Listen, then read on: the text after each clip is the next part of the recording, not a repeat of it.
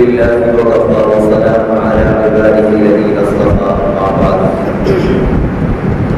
فأعوذ بالله من الشيطان الرجيم بسم الله الرحمن الرحيم يا أيها الذين آمنوا أنفقوا من طيبات ما كسبتم ومما أخرجنا لكم من الأرض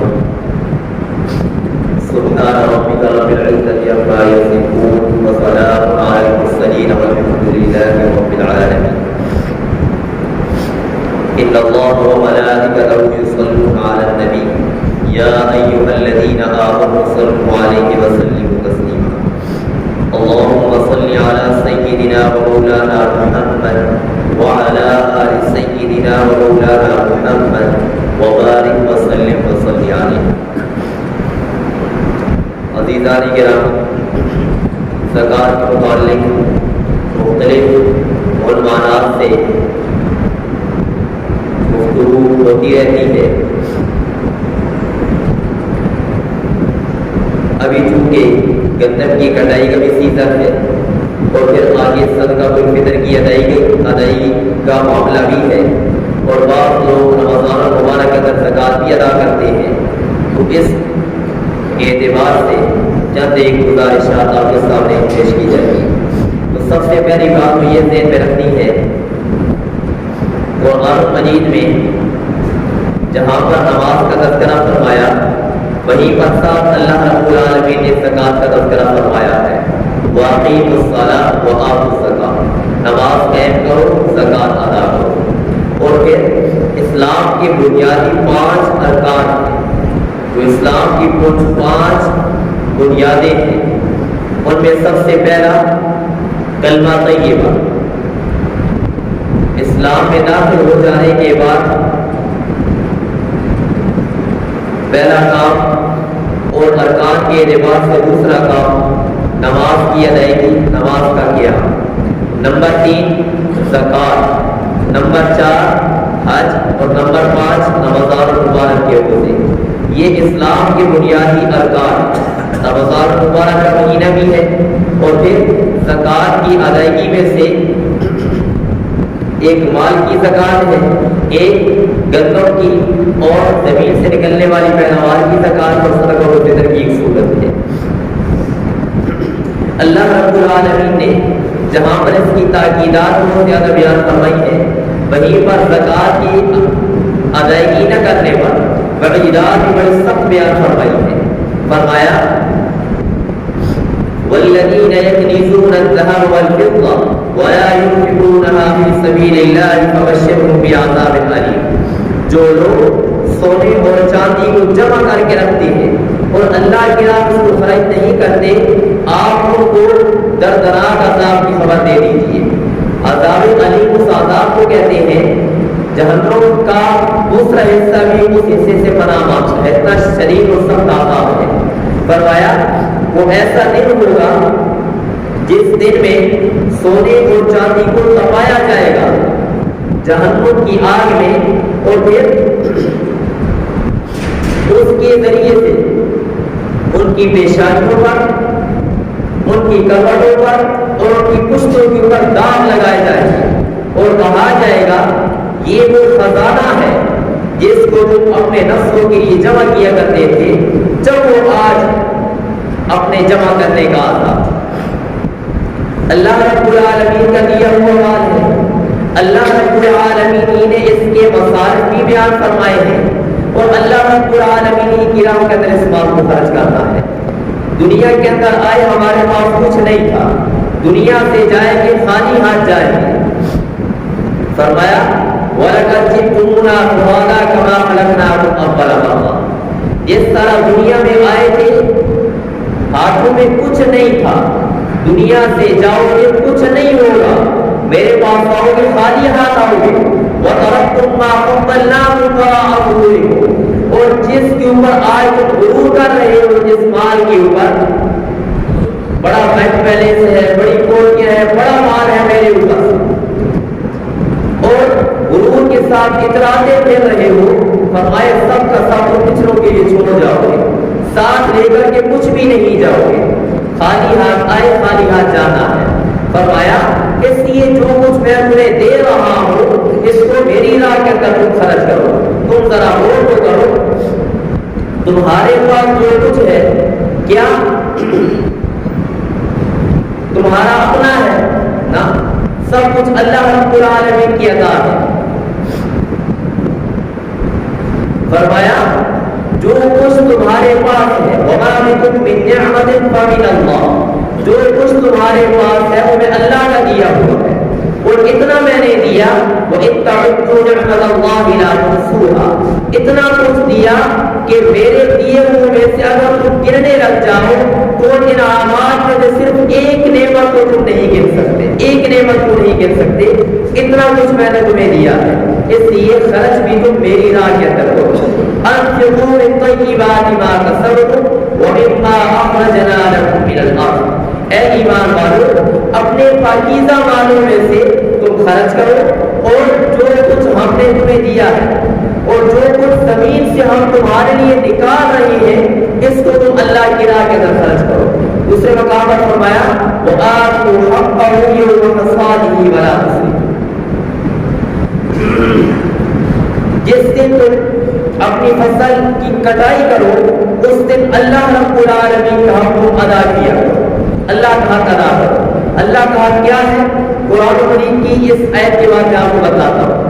پہلے نمبر فرمایا سورہ ہمزہ ہے وَيْلٌ لِكُلِّ ہُمَزَةٍ لُمَزَةٍ, ہلاکت ہے, بربادی ہے عیب لگانے والے کے لیے اور تانا لگانے والے کے لیے. الذی جمع مالا وعددا, جو اپنے مال کو جمع کر کے رکھتا ہے اور گن گن کر کے رکھتا ہے, آج اتنے ہو گئے آج اتنے ہو گئے گن گن کر کے رکھ رہا ہے. یحسب ان مالہ اخلدا, اور اس کا یہ خیال ہے کہ یہ مال مجھے ہمیشہ برقرار رکھے گا. کلا, فرمایا ہرگز نہیں, ایسا نہیں ہوگا. لَيُنبَذَنَّ فِي الْحُطَمَةِ, اس مال کو تم اترا رہے ہو, جس کو تم جمع کر کے رکھ رہے ہو, گن گن کر کے رکھ رہے ہو, جس کے بھائی موٹے پر تمہارا یہ گمان ہے کہ میں ہمیشہ کی زندگی جیوں گا یا یہ مال میرے پاس ہمیشہ رہے گا. فرمایا ایسا نہیں ہوگا, بلکہ مال کی حقوق ادا نہ کرنے کی وجہ سے, مالی واجبات ادا نہ کرنے کی وجہ سے لَيُنبَذَنَّ فِي الْحُطَمَةِ, روکنے والی آگ کے اندر میں تمہیں داخل کروں گا. تم کیا جانو حکمہ کیا ہے؟ فرمایا وہ اللہ کی لگائی ہوئی آگ ہے, اللہ کی سلجھائی ہوئی آگ ہے, تمہاری آگ نہیں ہے جو پانی کے ساتھ مٹی کے ساتھ فائبر گیس کے ساتھ کچھ جائے, نہیں ایسا نہیں ہوگا. اللہ کی لگائی ہوئی آگ ہے. الذی تطلع علی الافئدہ, جو سیدھی دل کیوں بنا کر کے رکھتی ہے. اللہ رب العالمین نے جو کچھ دیا اس میں سے اللہ کا حق ادا کرنا یہ انتہائی ضروری ہے. اور پھر ہم نے جو کچھ نکالنا ہے, اگر بعض لوگ ہوتے ہیں جو اپنے مال میں سے مال کا حق ادا کرتے ہی نہیں, ان کا یہ خیال ہوتا ہے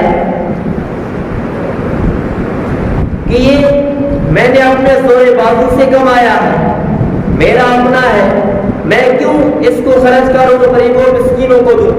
بعض لوگ تو وہ ہوتے ہیں کہ جو اس میں سے اللہ کا حق ادا کرتے ہی نہیں.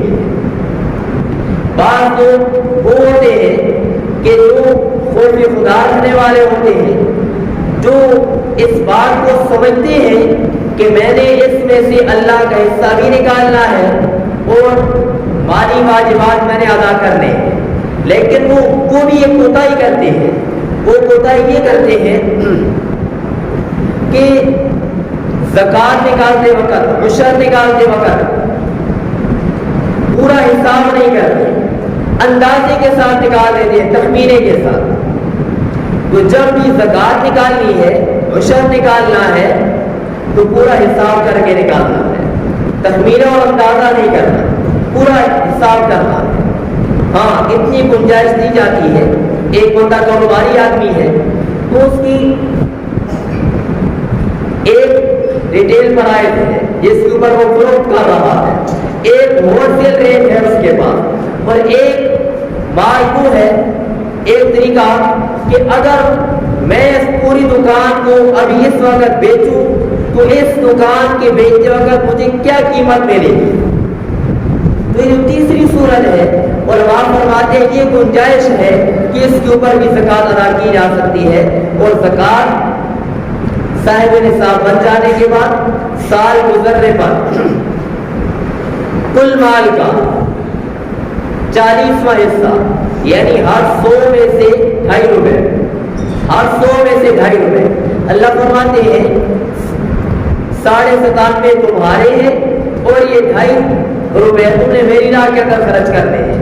اللہ رب العالمین مالک الملک تھے، اللہ رب العالمین یہ ہمیں یہ حکم دے سکتے تھے کہ تم نے 97.5 مجھے دینے ہیں، 2.5% تم اپنے استعمال میں لا سکتے ہو، لیکن اللہ رب العالمین حکیم بھی ہے، حکمتوں والے ہیں۔ اللہ رب العالمین ہماری کمزوریوں سے واقف ہے، اللہ رب العالمین نے مہربانی فرمائی اور ہمیں یہ حکم دیا کہ زیادہ حصہ تم رکھ لو، صرف چند فیصد وہ میری راہ کے اندر تم خرچ کرو، اور وہ خرچ کرنا آج کل گندم کی کٹائی ہے تو عشر کیا ہے؟ جتنی بھی آپ کو فصل زمین سے حاصل ہوئی ہے اس کل فصل کا 10واں حصہ آپ نے اللہ کی راہ کے اندر دینا ہے۔ اب بعض لوگ اس غلط فہمی کے اندر مبتلا ہوتے ہیں، میں نے اتنا خرچہ کیا، تھریشر کا خرچہ ہوا، پھر میں نے اس کے اندر کھاد ڈالی ہے، اس کا خرچہ ہوا، یہ تمام خرچے وہ اس کے اندر ڈالتے ہیں، نکالنا چاہتے ہیں۔ تو یہ بات سمجھنے کی ہے، جتنی بھی پیداوار حاصل ہو اس کل پیداوار کا 10واں حصہ ہمیں نکالنا ہے۔ ہمارے یہاں بارانی زمینیں ہیں تو کل پیداوار کا 10واں حصہ ہے۔ اگر کہیں نہری زمینیں ہوں، پانی سال کا اکثر حصہ لگائی جاتی ہوں نہر کے ذریعے، کنویں کے ذریعے، تو اس میں کل مال کا 20واں حصہ ہوتا ہے۔ تو اب اگر مثال کے طور پر آپ کو 100 من گندم حاصل ہوتی ہے زمین میں سے، تو آپ 100 من میں سے 90 من اپنے پاس رکھیں گے، 10 من اللہ کی راہ کے اندر آپ خرچ کریں گے۔ یہ حساب کر کے اللہ رب العالمین کی راہ کے اندر نکالنا یہ انتہائی ضروری عمل ہے۔ اور اگر بعض تخمینے کی وجہ سے آپ نے نکال دیا، اگر زیادہ نکال دیا تو زیادہ نکالنے کی وجہ سے آپ کو کچھ نقصان نہیں ہوگا۔ آپ نے اپنے مال میں سے 10 من نکالنا تھا، اب اگر 10 کے بجائے آپ 11 دے دیتے ہیں تو کوئی نقصان نہیں ہے۔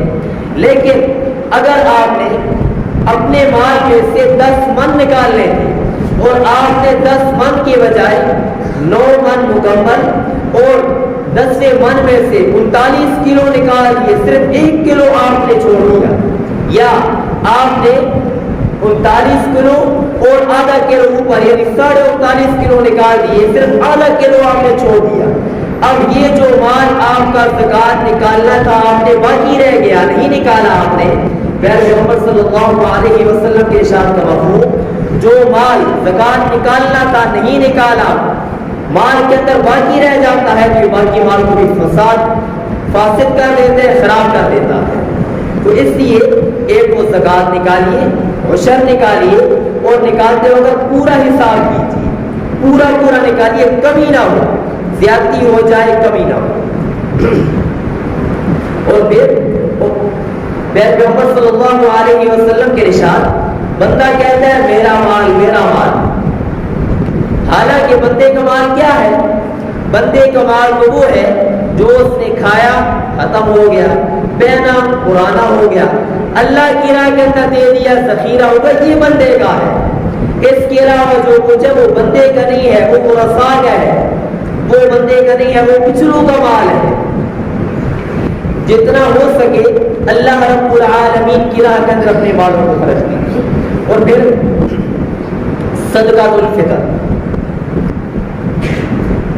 رمضان المبارک کے روزے شروع ہو جانے کے بعد یہ صدقہ ادا کیا جا سکتا ہے، اور اس کے 2 بنیادی فوائد حدیث کے اندر بیان کیے گئے۔ پہلا فائدہ، روزہ رکھتے ہوئے روزے دار بعض اوقات اپنی غلط زبان استعمال کر جاتا ہے، بعض کام وہ ایسے کر جاتا ہے جس کی وجہ سے روزے کی نورانیت کے اندر خلل واقع ہو جاتا ہے۔ تو صدقۃ الفطر کی ادائیگی کی وجہ سے اللہ رب العالمین ان کمیوں کو پورا فرماتے ہیں۔ اور دوسرا فائدہ صدقۃ الفطر کی ادائیگی کا یہ بیان فرمایا کہ جو تمہارے قریب اعزاء اقارب دوست ہیں تاکہ ان تک تمہارا یہ مال پہنچ جائے اور تاکہ وہ بھی عید کی خوشیوں کے اندر تمہارے ساتھ شریک ہو سکے۔ تو اس لیے شریعت کا مزاج یہ ہے کہ جب تم غرباء اور مساکین کو مال دو دلی خوشی کے ساتھ دو، حلال اور طیب اور پاکیزہ مال دو، اور جتنا زیادہ ہو سکے اتنا دو۔ اس لیے صدقۃ الفطر کے اندر 4 نصاب بیان کیے گئے۔ پہلا نصاب گندم کا ہے، دوسرا نصاب جو کا ہے، تیسرا نصاب کھجور کا، اور چوتھا کشمش کا ہے۔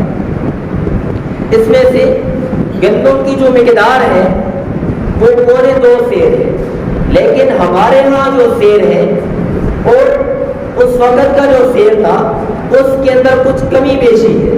اس لیے علماء فرماتے ہیں احتیاط کا تقاضا یہ ہے کہ جو اختلاف کتابوں کے اندر موجود ہے اس کی بنا پر 2 کلو گندم کے حساب سے ادا کیا جائے، اور اس کی مقدار علماء نے متعین کی ہے 150 روپے، 150 روپے متعین کی ہے۔ اور پھر دوسرا جو کھجور اور کشمش، یہ اگر ان کے اعتبار سے ادا کیا جائے تو ان کی مقدار 3.5 کلو ہے۔ جو کے اعتبار سے ادا کیا جائے تو 3.5 کلو، اگر کھجور کے اعتبار سے ادا کیا جائے یا کشمش کے اعتبار سے تو 3.5 کلو کے اعتبار سے ادا کیا جائے۔ عموماً ہمارے ہاں یہ بھی دیکھنے میں آیا کہ ہر ایک چاہے وہ مالدار ہے یا متوسط طبقے کا ہے وہ تمام کے تمام گندم کے نصاب سے صدقۃ الفطر کی ادائیگی کرتے ہیں، چاہے اللہ رب العالمین نے ان کو بہت مال کی فراوانی دے رکھی ہے لیکن پھر بھی وہ ادا کریں گے تو 150 روپے کے حساب سے گندم کے حساب سے ادا کریں گے۔ تو اس لیے بہتر طریقہ یہ ہے کہ جو متوسط طبقہ کے لوگ ہیں کہ جن کے لیے ادائیگی مشکل ہوتی ہے وہ تو گندم کے ساتھ ادا کریں، لیکن جو اس سے اوپر کے درجے کے لوگ ہیں جو اس اعتبار سے ادا کر سکتے ہیں تو وہ جو کی قیمت معلوم کریں اور اس کے اعتبار سے ادا کریں، اور پھر جو اس سے بہتر طبقہ کے لوگ ہیں ان کو چاہیے کہ وہ کھجور کے اعتبار سے ادا کریں، اور جو اس سے بھی بہترین طبقہ کے لوگ ہیں ان کو چاہیے کہ وہ کشمش کے اعتبار سے ادا کریں، کشمش کے اعتبار سے ادا کریں۔ کشمش تقریباً 2200 سے 2400 کے لگ بھگ ہوتی ہے جو آج کل کا ریٹ ہے۔ تو اس لیے ان 4 نصابوں میں سے کسی ایک نصاب کے ساتھ صدقۃ الفطر کی ادائیگی کی جائے اور اپنی حیثیت کا لحاظ رکھ کی جائے، اور پھر یہ صدقۃ الفطر جو ادا کیا جاتا ہے تو گھر کے اندر جو نابالغ بچے ہیں ان کی طرف سے بھی ادا کیا جائے گا۔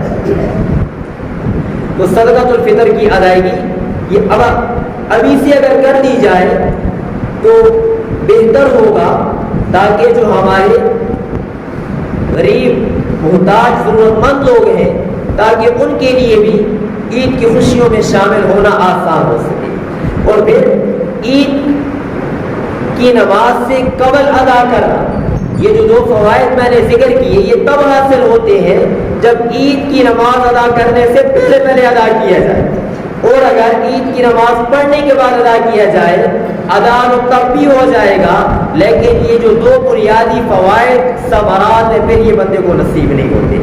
اللہ رب العالمین